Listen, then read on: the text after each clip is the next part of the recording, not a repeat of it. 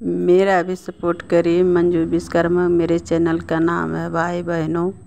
संग में सिपहिया के लाल टोपिया है जी हमारे बलम करंगेदार टोपिया है जी हमारे बलम करंगेदार टोपिया।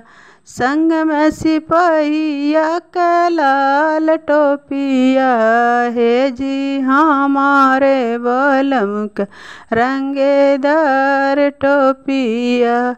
टिकवल आई बापना बनाही है जी टिकवल आई बापना बनाही। परदेसवा के जइबा बोलाबे नाही परदेसवा के जइबा बोलाबे नाही।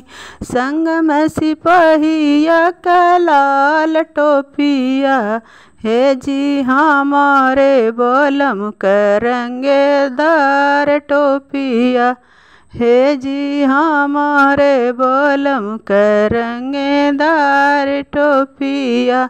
झुमकल आई बापनबे नाही है जी झुमकल आई बापनबे नाही। परदेसवा के जइबा बोलाबे नाही परदेसवा के जइबा बोलाबे नाही। संग में सिपहिया का लाल टोपिया है जी हमारे बलम करंगेदार टोपिया है जी हमारे बलम करंगेदार टोपिया। टिकवल आई बापनबे नाही परदेसवा के जइबा बोलाबे नाही परदेसवा के जइबा बोलाबे नाही। संग में सिपहिया का लाल टोपिया है जी हमारे बलम करंगेदार टोपिया है जी हमारे बलम करंगेदार टोपिया। टिकवल आई बापनबे नाही है जी टिकवल आई बापनबे नाही। परदेसवा के जइबा बोलाबे नाही परदेसवा के जइबा बोलाबे नाही।